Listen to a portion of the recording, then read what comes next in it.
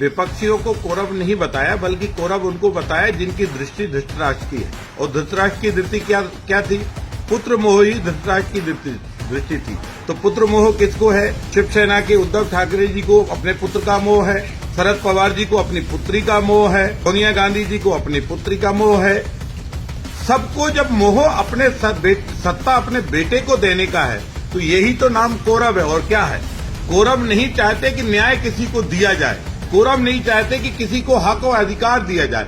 ये चाहते हैं कि जो कुछ भी हो हमारे पास हो, पावर सेंटर हम रहे, हमारे मरने के बाद हमारा बेटा रहे, बेटे के जाने के बाद उसका बेटा रहे। ये जो दृष्टि है यही कौरव दृष्टि है।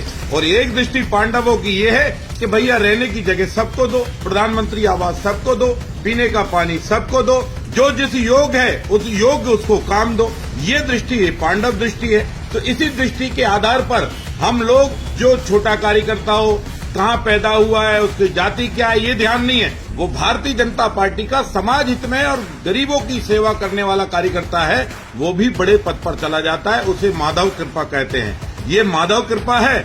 और पुत्र मोह ये धृतराष्ट्र है। तो धृतराष्ट्र की जो सेना थी या दुर्योधन की सेना थी उसे कौरव कहा जाता है, और जो भगवान कृष्ण की जो सेना थी उसे पांडव कहा जाता है।